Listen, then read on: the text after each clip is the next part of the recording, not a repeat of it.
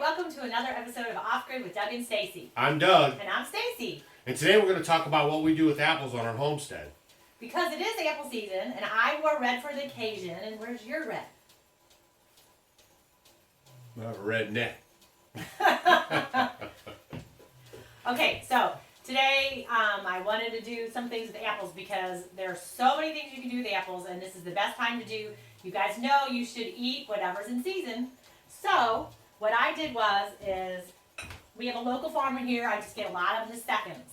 So I use the apples. I get like a few bushels of them because it's very inexpensive. And our apple trees aren't big enough yet to produce. So what I've done is I want to use the whole apple. So I'm going to make this one, we're doing apple cider vinegar. But what I do is I'm going to make apple cider vinegar with my scraps. Okay? So I have cores and I have the peels and the scraps. Then what I've done is... When you say scraps, why are they scraps? Because I use the inside of the apple to make some applesauce. There you go. So what you guys can do is with your actual apple, you could do baked apples if you want. You could do apple pie, which you really like. We could do like apple dumplings. I mean, just whatever you want to do, but use the whole apple. And this way you don't have to waste anything and you get 2 uses out of it. So, and I really prefer the apple cider vinegar with the scraps. So what I did was I did this last night. And I let my apples sit out so they kind of brown. You want them to start to get a little juicy. My hands are already sticky. So you want to go ahead and let them get brown. So this, I just put it last night, let it sit out on the counter, and then now we're doing the apple cider vinegar. This recipe is, I'm going to do about 1/2 gallon here. So you can make it as big as you want. I'm going to probably end up making more. I just went ahead and wanted to make some applesauce, some fermented applesauce for us. But this one's going to be for about 1/2 gallon. You're going to use, it depends how big your apples are. Some of these apples were really little, some of them were really big. You know, anywhere from 10 to maybe 20, it just depends. Yeah, you're a good juggler. You're a good juggler. Okay, so what I'm going to do is I'm going to get my scraps and I'm going to put them in my jar. Yikes.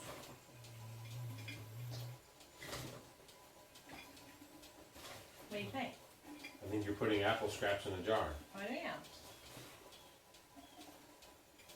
Now, do you want to really pack them in or leave some air or what? Well, no, I'm going to pack them in there, and I'm not going to go all the way to the top. I'm just going to, because I have to pour some water in there, and I need to put some honey or sugar, too.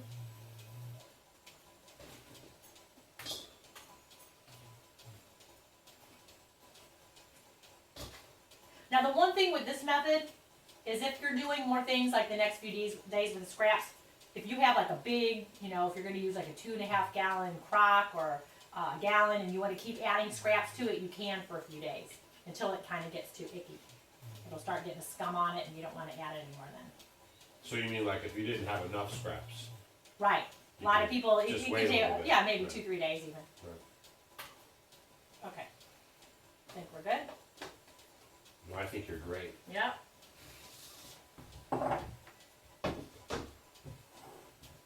Alright. So, Where'd you you can get the honey? from our bees. So you can do either honey or sugar. So what I'm going to do, Now, would you do sugar? Would you do like brown raw sugar, or does it have to be the? just regular, you know, cane White sugar, white sugar. sugar, yeah, or honey. You So, just need something to help the fermentation. If it was regular sugar, would you rather have cane sugar versus like a, you know, is there just like a regular white bleach sugar? I mean, is cane like a different level, or is it cane You just sugar want and it the in its white most bleach? natural form. Yeah, if you're going to just use like a regular, it should be kind of a tan color, like, you know, cane sugar, just natural. Right. Like a raw sugar is what they call it. Versus a white bleach. Yeah, white sugar has been bleached, and so you don't I'm want to just use, asking. Yeah, the white sugar is not quite as good because it's been bleached. See, because of these videos, I get a little more involved. Normally, I'll just be hanging out, and then when the stuff's ready to go, then I eat it. So I don't really know what's going in it, but I trust her that she's making it with good ingredients. So And now he- that we're he doing knows, this together, I'm asking these questions that, what's that? that you're that asking. you guys are asking. And then I need you to reach up and get me that apple cider vinegar too. Okay, so going to put a couple tablespoons in some water of honey.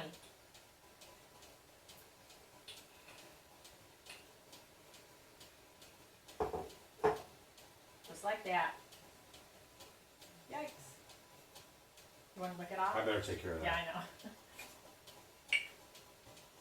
And then, oh, see, now we can do this. And then I'm gonna put some apple cider, existing apple cider vinegar, in this to kind of get it jump started. Some of you guys, if you're already making apple cider vinegar and you already have an existing batch, you can use that to jump start it, but you're gonna need more, to put into your batches you're making now, because homemade apple cider vinegar is not as strong. It's not as acidic. So I do not recommend using your homemade apple cider vinegar to can with or to do any processing or storing things, because it is not as strong, as potent as the kind you buy in the store. And there's no way to really gauge, you know, what the percentage is of it, like the acidity. So just do it for your salad dressings, for health benefits, to take it internally. Would you put it in your water? Put it in your water, you know, all those things you can do. But I wouldn't, you know, can or do any cooking with it or storing. Okay? Got it. All right, so then same thing here. I'm gonna need a little bit. You got on the spoon. Right here. You licked it. I don't want any of your cooties. Come on. Okay, so I'm gonna put 2 tablespoons of apple cider vinegar. All right. 2 tablespoons of honey. 2 tablespoons of the apple cider vinegar with the mother. Make sure it has the mother. Okay.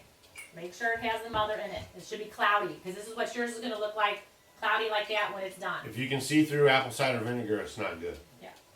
Okay? Now, you need that lid over there. Shake it, please. Did you get the honey? Flip it upside down. If my mom watches the video, she'll appreciate that. Did you do that when you were little? That's like a family thing. Okay. All right, so it's all ready to go. I'm going to pour it in here.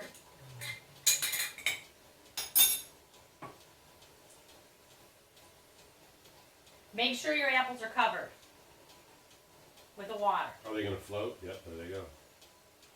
Not as much. So you wouldn't need like your rock thing or anything in there? Can we go out to the driveway and get one? No, I don't need to. And then I need a little cheesecloth. Hold on, I'll be right back. Please enjoy this commercial break.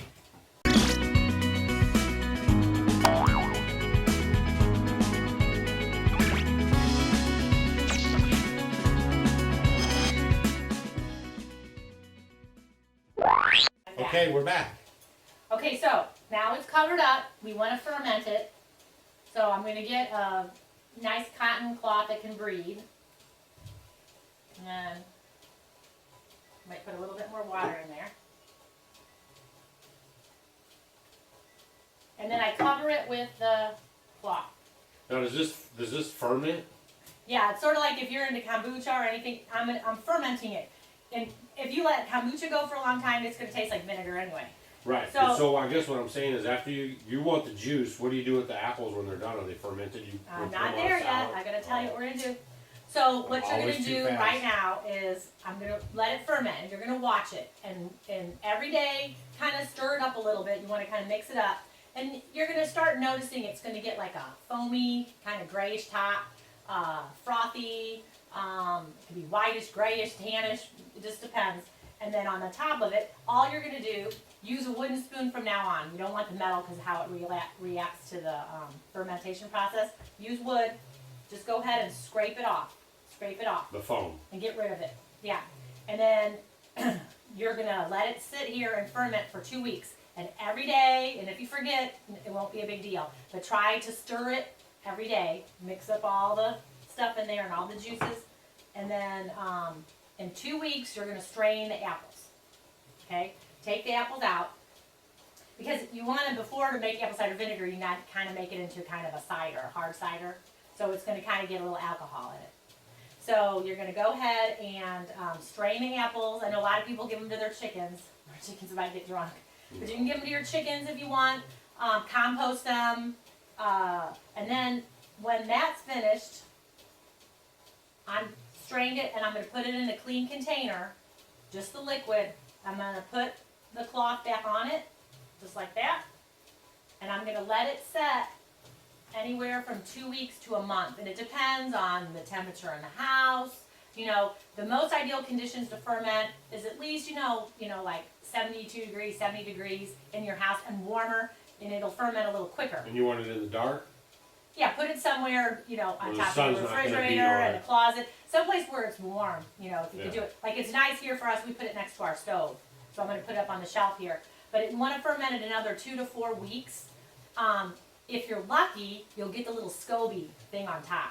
And then if that's the case, that's great because then you could, utilize it for your next batch of apple cider vinegar. Would that be If like not- the mother? Well, the mother is Or all is the that junk totally of the different? inside. Yeah. Yeah, that's just that jelly thing. Right. But when you go ahead and you get finished with it, save some of your liquid because then you can keep making other batches. But if you do use your homemade apple cider vinegar, we only use 2 tablespoons. If you do use your homemade apple cider vinegar, you need to use like 1/3 of a cup. You need to use a lot more to get it jump started since it's not as strong. Oh, you mean to make another batch? Right. Right. So then after, you can taste it and see where you want it. And in the 2 weeks after you've taken the apples out, you're gonna go ahead and stir it every few days. You don't have to stir it every day. Okay? Okay. So the final fermentation's 2 weeks to 4 weeks. Sometimes you might wanna even go 5, it depends on how cool your house is. Cool. But, and then just taste it and see what you think. And then you'll have apple cider vinegar. You might it's awesome. save a few bucks. Plus, it's better just to know what goes in there. I mean, even though apple cider vinegar is pretty good to go, but it's always good to do the projects yourself. Yeah, and then I'll show you. And then what I did was, I chopped it up with my little handy non-electric chopper. This is probably, if you're a It's our homesteader, food processor. this is one of my most prized possessions when it comes to cooking. I use it for everything. I love it. It has little blades. Chop, chop, chop, chop. And I don't know the name of it. It was like one of those made for TV things, but Right. it is fabulous. Good for salsas, chopping up veggies, fruits. Has a couple different kinds of blades too. So I just went ahead and I chopped it up with some cinnamon and Has a little rubber gasket on the bottom, so when you put it on your countertop, it doesn't slide all over. yeah, it's great. So when you do make your apple cider vinegar, make something else with it. If you want to can applesauce, if you want to make dessert, whatever you're gonna do, and then use your scraps in your course for making homemade apple cider vinegar. Cool. Got it? So we started the video with Stacy's reaction to the shelving underneath the sink. What do you think? I love it. I'm so excited. Now when we open the door, nothing will come out. Yeah, now it's quiet all the time. Yeah. All right, that's cool. So hopefully you guys. Let me review real quick. Real I'm gonna quick, review. I'll go over Here's a everything. review. Review. All right, so to make homemade apple cider vinegar with scraps, you use your scraps. Let them sit out and turn brown overnight, all day, or whatever, so they start to get juicy. Then you're going to put them, and then you need anywhere from 10, 15, 20, depending how big they are. Use the insides for something else. Use the scraps in your half-gallon jar. Fill it up. Then, With water, oh, you honey. need filtered water. Do not use Don't use chlorinated chlorine. water because Right. that can mess up the reaction of the fermentation. 2 tablespoons of honey. 2 tablespoons of honey. What else was in there? Do you remember?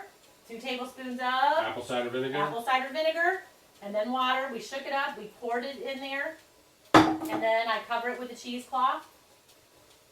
Let it set for 2 weeks. Every day, stir it up.